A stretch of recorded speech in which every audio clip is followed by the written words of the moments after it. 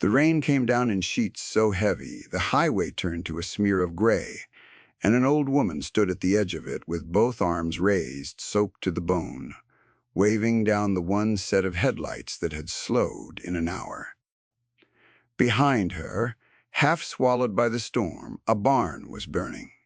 Not the dry orange roar of a fire that wants to be seen. A low, smothered, dirty smoke, the kind that means someone wanted it small, wanted it deniable, wanted it to look like an old roof finally giving up. She did not know any of that yet. She only knew the smoke and the water, and that her hands had stopped shaking an hour ago because they had simply run out of the strength to shake. The headlights stopped. A single rider, hunched against the downpour, cut the engine and put one boot down into 4 inches of running water. He did not ask her if she was all right. He looked past her at the smoke, and then at the gravel lane that ran up toward it, and then back at her face. And what he said was the only thing worth saying. "Who did this to you?" Her name was Ruth Halverson, and she was 71 years old. She had buried a husband and a son on the same parcel of land. Her grandfather had broken with a mule team, and she had not cried at either funeral because crying was a thing you did when there was time for it, and there had never once in her life been time for it. She had 320 acres of bottomland in the river valley, a herd of 41 head of cattle, and a debt of $110,000 that was, as of 19 days from that rainy night, going to come due all at once. She had not always had the debt. That was the part that mattered. That was the part nobody in town seemed willing to say out loud. The man on the motorcycle was named Cole Bruner. He was 48, built like a man who had spent his life lifting things that did not want to be lifted, with a close gray beard and forearms gone to ink and weather. On the back of his leather cut across the shoulders ran the arched name of his club and the patch of a winged skull they called the Iron Saints. He had not been headed anywhere in particular. He rode in weather like this when his head got loud, and his head had been loud for a week, and so he had been the only thing moving on County Road 9 when an old woman stepped into his lane with her arms up like a woman flagging down the last train out of somewhere. He walked the lane with her. The smoke was already losing its fight with the rain by the time they reached the barn, and that told Cole something. A fire that goes out in the rain was a fire that never had much fuel behind it. Someone had wanted the structure scarred, not gone. Someone had wanted Ruth to stand in the storm and watch a piece of her life smolder and understand in her gut that more was coming. Inside the barn, against the back wall, the hay had been stacked wrong. Cole noticed it the way a man notices a thing that is professionally wrong, rather than accidentally wrong. The bales had been pulled away from the wall and set in a loose pile, doused, lit. No farmer stacks hay like that. A farmer stacks against the wall, tight, off the damp ground, every bale earning its keep. This pile had been built to burn and nothing else, set far enough from the timber to char it slow and close enough to leave the mark. No accident arranges itself that neatly. He crouched in the wet ash, the rain ticking on the broken roof above him, and he touched the blackened straw and brought his fingers to his nose and stood. "Diesel," he said. "Somebody brought this with them. Carried it up that lane in a can in the rain, on purpose." He looked at the scorch line on the wall, the deliberate restraint of it, and his jaw set. This wasn't somebody trying to burn you out. If they wanted it gone, it'd be gone. This was a message. Somebody's telling you what they can do whenever they feel like it. Ruth wrapped her arms around herself and said nothing. The rain ran off the brim of the dead man's hat she wore, her husband's hat, the one she put on when she had to go out and face something. Cole watched her decide whether to trust him. He had seen that exact calculation on 100 faces in his life. The math a person does when they are out of options and the only hand reaching toward them belongs to someone the world has told them to fear. "Ma'am," he said, "I'm going to ask you again, and you can tell me to go to hell if you want. But who would do this?" And Ruth Halverson, 71 years old, soaked through, standing in the ruin of a barn her grandfather had raised, finally said the name she had been swallowing for 3 months. Garrett Vance. Cole did not know the name. He would learn it. By the time he was done learning it, Vance would learn his lore. They sat in Ruth's kitchen while the storm hammered the windows.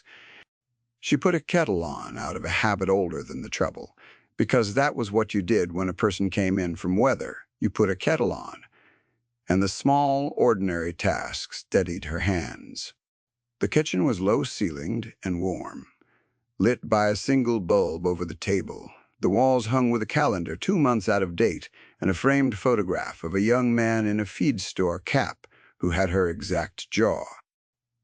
Cole looked at the photograph once and did not ask. He had learned that the questions you do not ask are the ones that earn you the answers later. She told it to him plain, the way she did everything, with no varnish and no self-pity. The valley was changing. A development firm out of the city had bought up 4 farms along the river in 2 years, paying men who were drowning just enough to feel grateful while they signed away land their families had held for a century.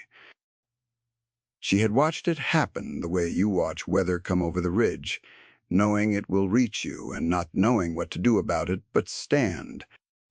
The Peterson place went first, then the 2 Lindquist brothers, who had farmed the far bend, then old man Pell, who had held out longest of the 4 and come out of it with the least.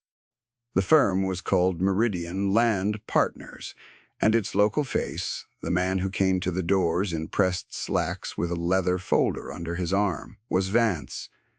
Vance had come to Ruth's store first, 11 months ago. He had been polite.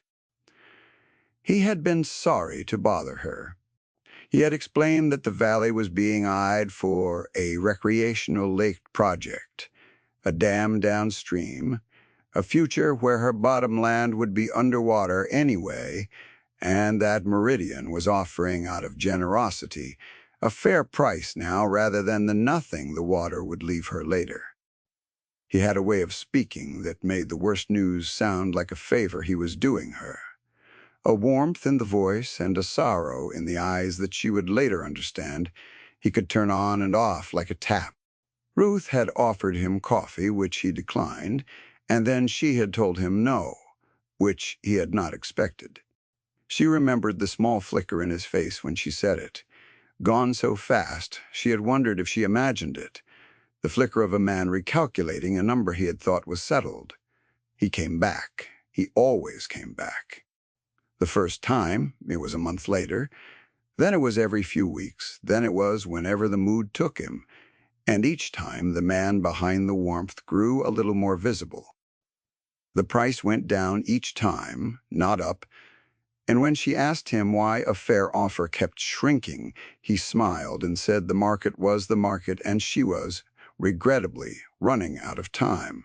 Once he had stood in her yard and looked at her aging barn and her aging fences and said, in a voice full of false concern, that it must be hard keeping a place like this up alone, at her age, with no one to leave it to.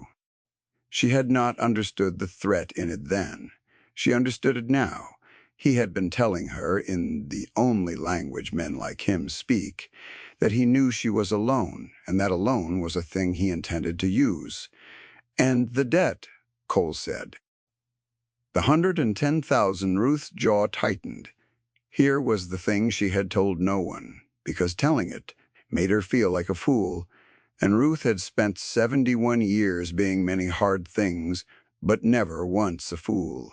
18 months ago, her well pump had failed and her tractor had thrown a rod in the same season, and the local bank she had used her whole life had been bought out by a regional outfit, And the regional outfit had a loan officer who was warm and helpful and who got her a consolidation note that covered the repairs and the back taxes and felt, at the time, like a rope thrown to a drowning woman.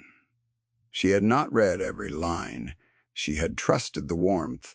The note had a balloon payment built into it, a single enormous sum due at the end of the term, and the term ended in 19 days. "And let me guess," Cole said very quietly, "the bank that bought your bank. Who owns it?" "I went to the courthouse," Ruth said. "I read the filings. It took me 2 days because I don't understand half the words." She set a folded paper on the table, soft from being handled. "Meridian Land Partners owns the holding company that owns the bank. The man who sold me the rope is the same man who's been coming to my door." Cole sat with that for a long moment. Outside, the rain was easing, the way storms do when they have made their point. He thought about the hay stacked wrong against the wall. He thought about a man in pressed slacks who engineered a woman's drowning and then offered to sell her a boat. He thought about his brothers, 15 of them, scattered across 3 counties, men the world had written off, men who had each, in his own way, been ground up by exactly this kind of machine and had built something together out of the parts the machine left behind. "You got 19 days, he said. "I've got 19 days to find $110,000 I don't have," Ruth said. "Or he takes the land for the price of the debt. That's how it works. That's how it always works." Cole stood. He picked his cut off the back of the chair and shrugged it on, and the winged skull settled across his shoulders like a thing returning to its place. "That's how it works when you're alone," he said. "You're not alone anymore." The Iron Saints clubhouse sat on the industrial edge of a town 20 miles east, a cinder block building that had been a machine shop in a previous life and still smelled faintly of cutting oil under the cigarette smoke and old leather. A bar ran down one wall, salvaged from a roadhouse that had burned its surface, scarred with 40 years of rings and cigarette burns, and the initials of men, some of whom were dead now. A pool table sat under a low-hung lamp.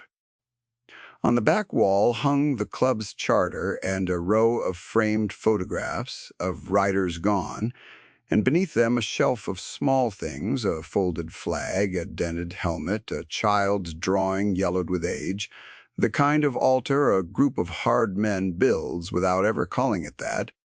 When Cole called the meeting, they came in from the dark in 2s and 3s, headlights swinging across the gravel lot, until 11 Harleys stood in a row and the men who rode them filled the long room. At the head of the scarred bar table sat the man they called Pastor. His name was Dwight Maddox, 63, heavy-set and barrel-chested, with a full white beard and hands like bundled rope, and across the front of his cut, over his heart, was the patch that read, President.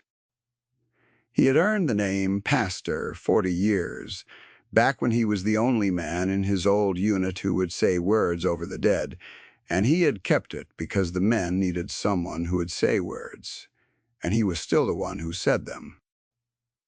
He listened to Cole tell it without moving, one ringed hand flat on the table, his eyes half closed in the way of a man who hears better when he is not also looking. He did not interrupt. He let the whole ugly shape of it come out, the diesel and the balloon note and the holding company and the 7 old people, and only when Cole finished did he open his eyes. When he did, the room was quiet enough to hear the neon buzz over the bar. "Diesel against the back wall." Pastor said it was not a question. "On an old woman's barn, 19 days from taking everything she's got." Pastor looked down the table at a man who had not said a word.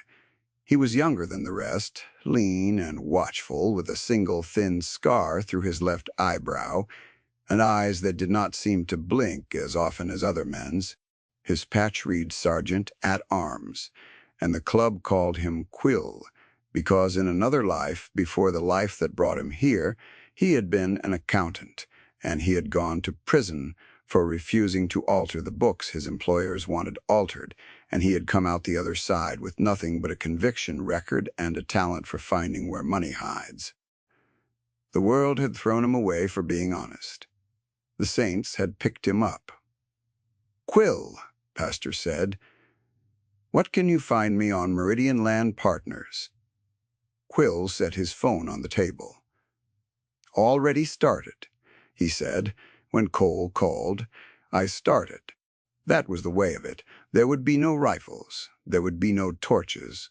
The men in this room had learned the hard way, across too many years, that you do not beat a machine by being a louder machine. You beat it by finding the one bolt, holding it together, and you turn that bolt until the whole thing comes apart in its own hands. Pastor had a saying for it, which he did not say often, because he believed a thing said too often stops being true. He said it now. "We don't break the law," Pastor said. "We just find where the law's already broken, and we hold a light to it." The next morning, Quill drove out to Ruth's farm in a battered pickup, not a motorcycle, because he had learned that an old woman in trouble does not need 11 engines in her yard at dawn. He sat at her kitchen table with the soft folded paper and a legal pad, and made her tell him everything, every date, every visit, every shrinking number. He wrote it all down. He was patient in a way that surprised her. When she apologized for not understanding the loan she had signed, he stopped writing and looked at her. "They built it so you wouldn't understand it," he said. "That's the whole design. A man who needs you confused has already told you he's a thief. You're not a fool, Mrs. Halverson. You were robbed by a professional." Something in Ruth's chest, a knot she had carried for 3 months, loosened by exactly one turn.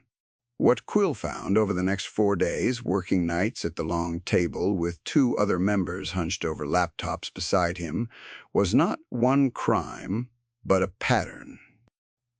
One of those members was a younger man called Birdie, thin and quick, who had done 2 tours and come home unable to sit with his back to a door, and who found, in the slow, careful work of pulling public records apart, a quiet his nerves had not known in years. The other was a heavy-set man called Tank, who said almost nothing, and who fetched coffee and read filings out loud in a flat, steady voice so Quill could keep his eyes on the screen. They did not look like men solving a financial crime. They looked like what they were: 3 discarded men in a machine shop, turning the one tool the world had not managed to take from them, which was attention, which was patience, which was the refusal to look away. Meridian Land Partners had bought the regional bank 18 months before, and within a month of the purchase, the bank's lending practices in the River Valley had changed. Consolidation notes with balloon payments had gone out to 7 landowners, all of them elderly, all of them sitting on parcels Meridian wanted. 3 had already lost their farms. The notes were on their face, legal. That was the trick of it. The trick was always to stay just inside the line, because men like Vance did not fear being wrong.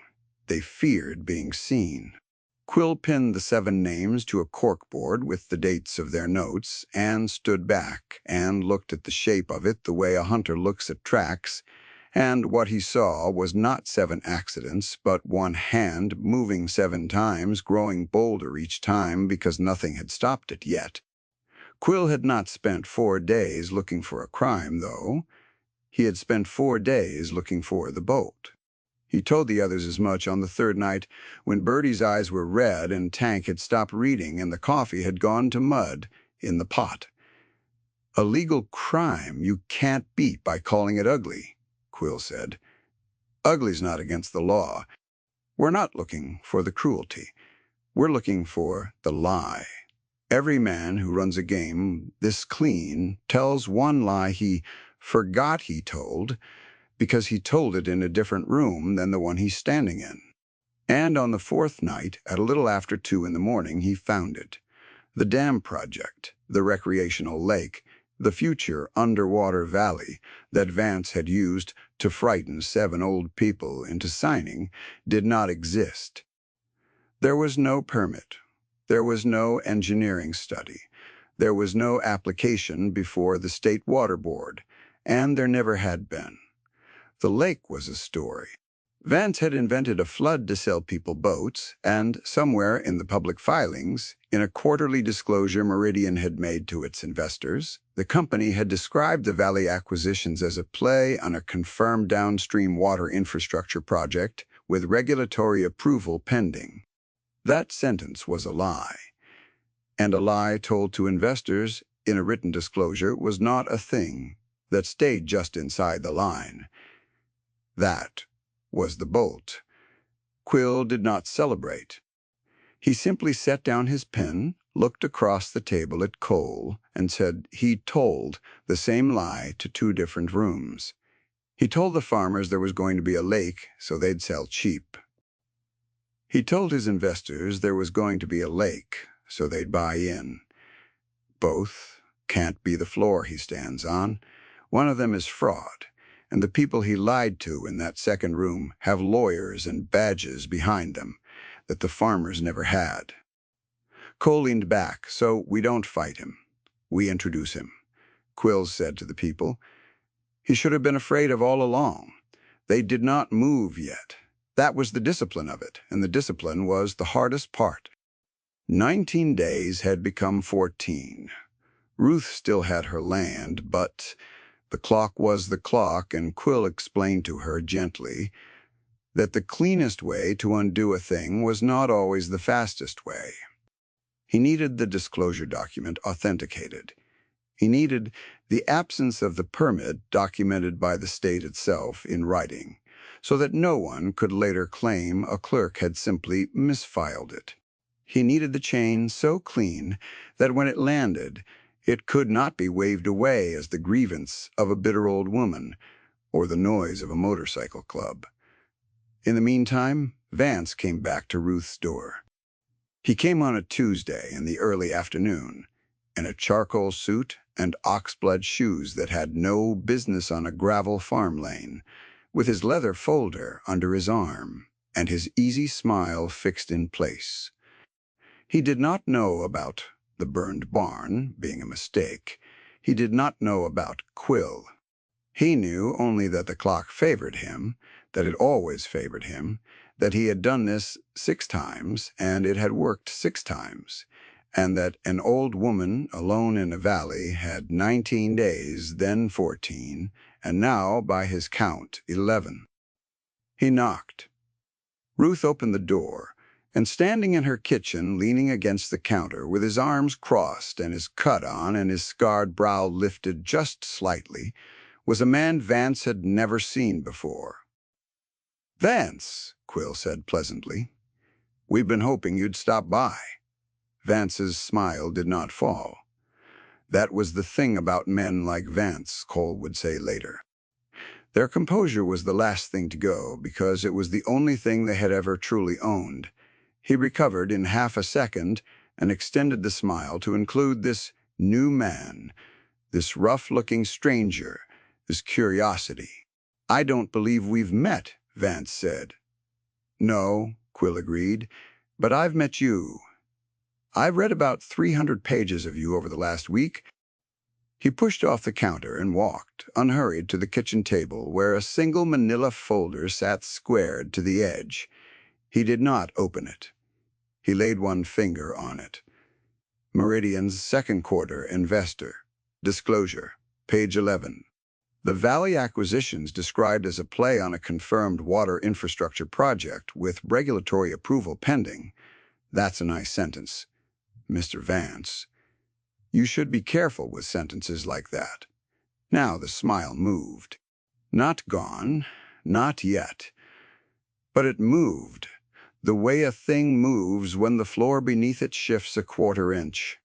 I don't know who you are, Vance said, but I'd advise you not to involve yourself in matters of corporate finance you clearly don't understand.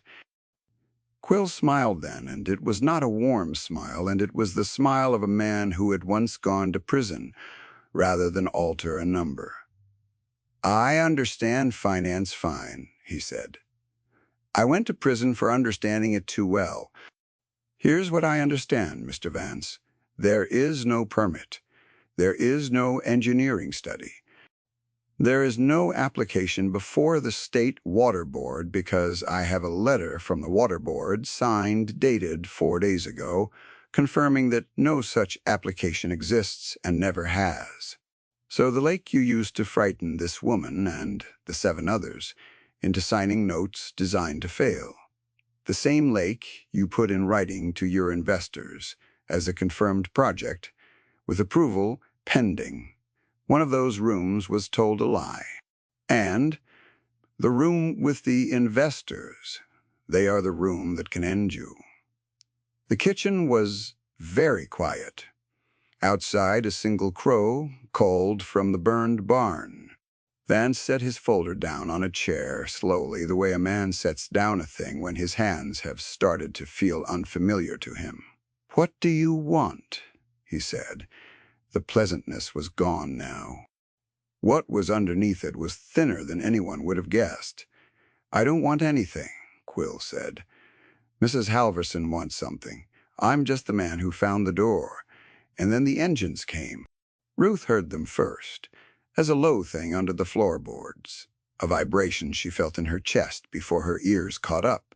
And then the sound resolved into what it was, a wall of it rolling up County Road 9 and turning in at her gravel lane. And she went to the window and saw them. 11 Harleys in 2 staggered rows, chrome catching the gray afternoon light, riders in black leather cuts, and at the head of the formation, a heavy-set, white-bearded man on a wide old machine who rode like the road belonged to him because he had decided long ago. They came up the lane and stopped in formation in the yard, engines idling. And then, one by one, the engines went silent, and the silence that followed was louder than the sound had been. Vance looked out the window. The color left his face in stages, the way water leaves a field.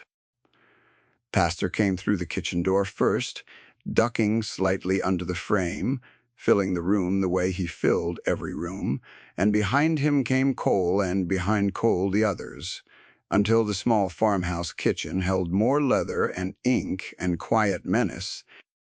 Pastor did not look at Vance at first. He took off his cap in old courtesy and nodded to Ruth. "Ma'am," he said, "sorry to crowd your kitchen." "Crowd it all you like," Ruth said. Her voice did not shake. Cole noticed that. The woman who had run out of strength to shake in the rain 11 days ago had found, somewhere in those 11 days, a different kind of steel, the kind that comes from no longer being alone. Pastor turned finally to Vance. He looked at the suit, and the oxblood shoes gone gray with farm dust at the toes, and the leather folder on the chair, and the man inside the suit who was trying very hard to keep being the man he had always been. "You burned a barn," Pastor said. His voice was a low gravel rumble that came up out of his chest. "You did it small, so it looked like rot. So an old woman would understand the next one wouldn't be small." He took one step closer. "I've known men like you my whole life. You're not brave. You've never once in your life done a thing that scared you. You hire the fear out. You frighten people who can't hire anything back. Another step. Until today," Vance found his voice, and it came out higher than he meant it to. "You can't threaten me. There are laws. There are people who will hear about this." "Nobody's threatened you," Pastor said. "You hear a threat in this room, Quill?" "Not one," Quill said. "What's going to happen?" Pastor said. "Is that the letter from the water board?" and the page 11 of your disclosure, and the names of the 7 families are going to a few rooms you don't control. The state attorney's office that handles investor fraud. The lawyers for your own investors who are going to be very interested to learn the confirmed project they bought into was a sentence you made up. And a reporter Quill knows who's been wanting a Valley story for a year. He let that settle. We're not going to do anything to you, Mr. Vance. We're just going to stop being the only people who know. The unraveling, when it came fast. Vance had built his whole life on being the one who knew the thing. The other person did not. Standing in that kitchen, surrounded by men, he could not buy and could not frighten, watching his single advantage, his secret, become public property. He came apart, at a seam no one could see. His mouth worked. He looked at the folder on the chair as if it might save him, and understood that it was only paper now. He looked at Ruth, and for the first time in 11 months, he looked at her as a person, because for the first time in 11 months, she was the one with something he wanted, which was mercy, and he did not know how to ask for it. "The note," he said finally, and his voice was a ruin. "I can. The note can be. I can have the balloon payment dissolved, the consolidation reversed, by end of week. That's a thing I can do. You can do it for all 7, Ruth said. Vance looked at her. "All 7, Ruth said again. "Not just me. The 3 who already lost their farms, you find a way to make that right too, or these men's friends in those rooms hear from them anyway. I didn't claw out of the river to leave 6 other people in it." She had not planned the words. They came up out of her the way the engines had come up the road. From somewhere she had not known was full. There was a long silence. Then Garrett Vance, who had never in his life faced a consequence, he could not pay his way around, nodded, because there was nothing left in him to do but nod. Quill walked him to the door.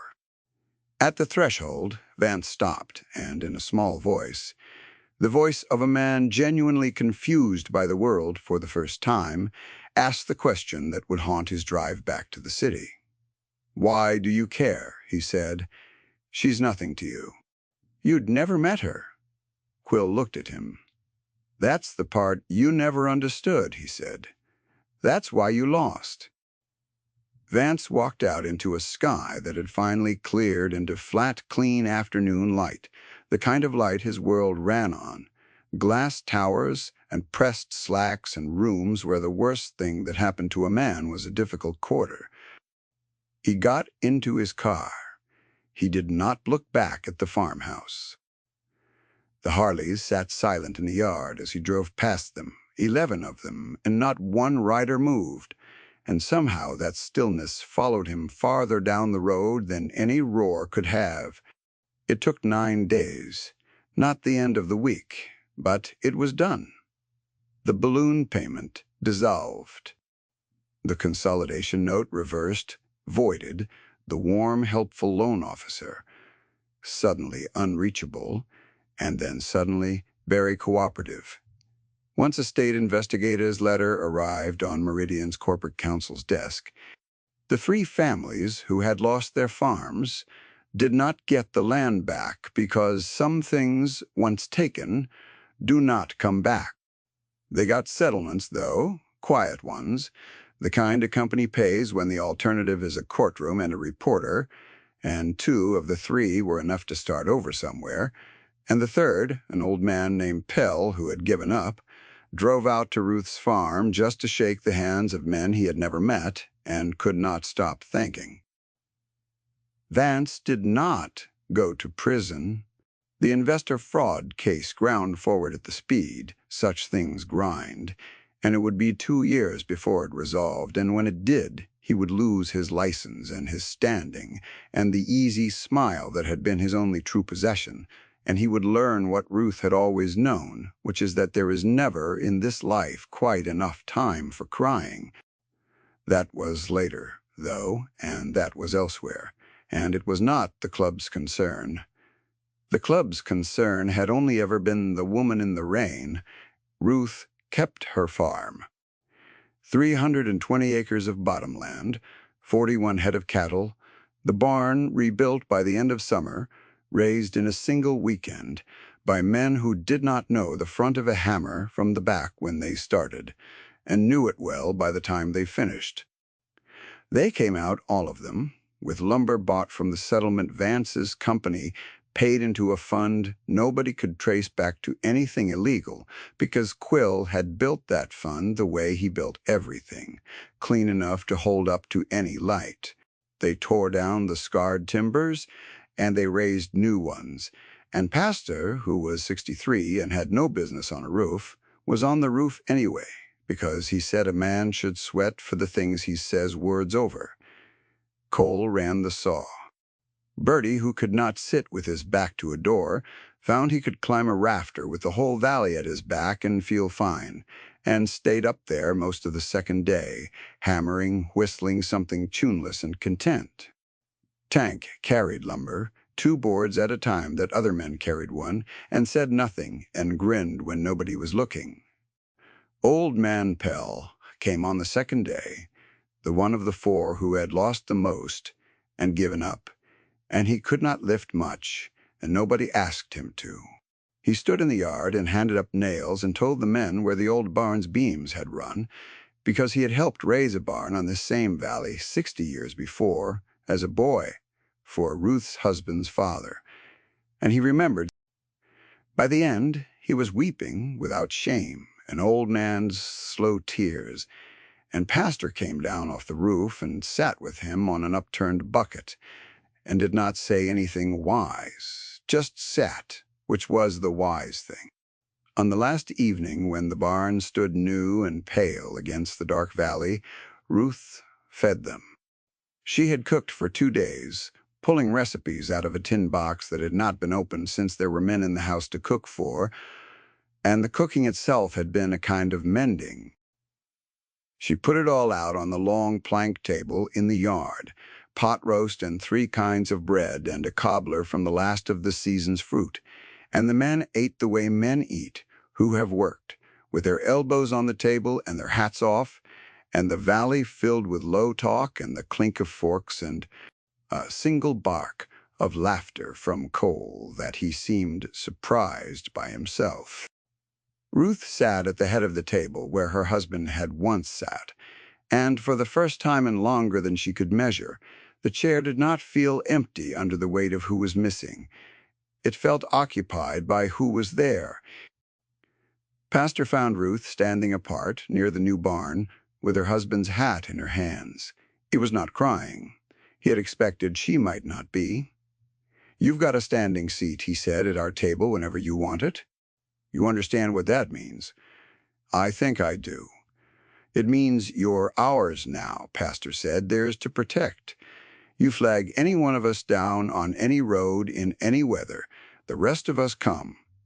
That's not a kindness. That's a fact, like the sun. You should know it's a fact." Ruth turned the hat over in her hands. Across the yard, the men were laughing again. The new barn smelled of cut pine, and the cattle were a low sound in the dark, and the river ran behind it all the way it had run before her grandfather, before the mule team, before any of it. "My grandfather broke this land alone," she said. "My husband worked it alone. After the boy, I always thought that was the whole of it. That you carried your acres alone, or you lost them." "How's that working out?" Pastor said. Ruth, 71 years old, looked out over 320 acres. She had been one balloon payment from losing, at a barn raised by strangers who were not strangers anymore, and she put her husband's hat on her head the way she did when she had to go out and face something, except there was nothing left to face. "I think," she said, "I was wrong about that." Cole walked her to the edge of the new barn before they rode out. The others were starting their engines, the yard filling again with that low, chest-deep thunder, and he stopped at the threshold of the wide door, in the last gray light. And he said the thing he had said in the rain 11 weeks before, except he turned it inside out. "You flagged me down," he said. "You want to know the truth. I'd had a loud week. I was riding to get away from my own head. If you hadn't stepped into that road, I'd have ridden right past and never known you existed." He shook his head slowly. "Funny how that works. You thought you were the one needed saving." Ruth looked at him. "Wasn't I?" "We'll argue about it," Cole said, and almost smiled and put his boot down on the kickstarter, and the engine caught. She stood in the door of the new barn and watched them go, 11 taillights down the gravel lane and out onto County Road 9, the formation tightening as they reached the open road, chrome and red lights strung out under the first stars, and then the sound of them faded the way the storm had faded all those weeks ago, having made its point. The valley was quiet. The cattle shifted in the dark. Ruth stood in the doorway of a barn that smelled like new wood and listened until she could not hear the engines anymore, and then a moment longer, the way you listen for a thing you know is coming back. If this story put something warm in your chest, if you have ever felt invisible to the people who were supposed to help and found help instead, from a quarter you never expected, stay a moment and let it land. Leave a word below for Ruth, and for anyone you know who's standing in their own rain right now with their arms up. We tell these stories because the world has enough of the other kind. Thank you for riding with us.